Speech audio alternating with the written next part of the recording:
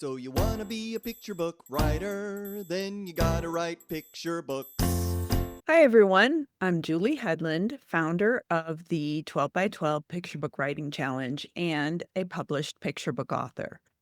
For the next few weeks, we're going to be digging into the top categories of picture book hooks.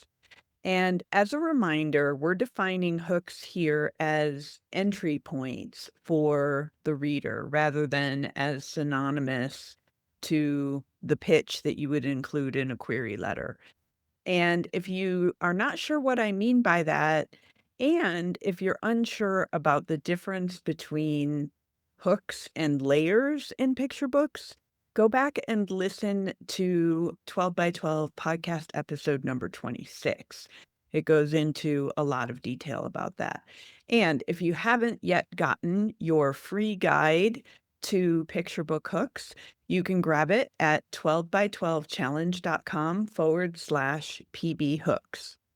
All right. So today we're talking about subject hooks. And subject hooks are perhaps the most obvious of all the hooks because they answer the question, what is this book about?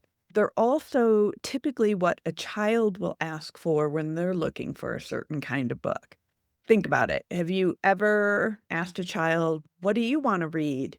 And they give you the answer, "I'd like a story with, I don't know, a universal theme and a satisfying character arc." I'm guessing probably not. Instead, they'll ask for things like a dinosaur book, a unicorn book, pirates, volcanoes, space, etc.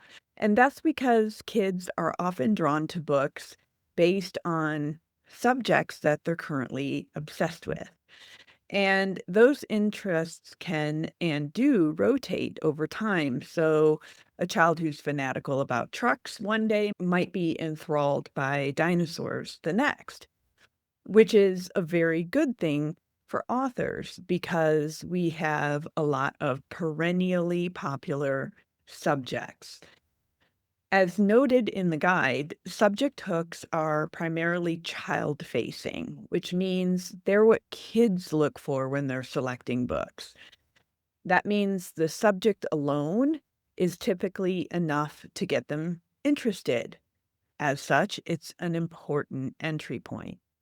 Other popular subject book hooks are princesses, vehicles, superheroes, dragons and other mythical creatures, pets, wild animals, nature, sports, holidays, foods that kids love, nature, and so on and so on. Now, the good news is, as I said, these topics are perennially popular. There will always be kids looking for books on these subjects. But the bad news is these topics are perennially popular, which means there will also be hundreds, if not thousands, of books on those subjects competing for kids' attention. So the real question becomes, what makes your book on X subject different? In other words, you need a unique angle on that subject that enables your story to stand out on a crowded shelf. So, when you're writing about a popular subject, brainstorm all the ways you can think of to make it different. It's the difference between writing about an energetic dog versus an energetic dog training for the squirrel chasing Olympics, or a dinosaur scientist studying why humans went extinct.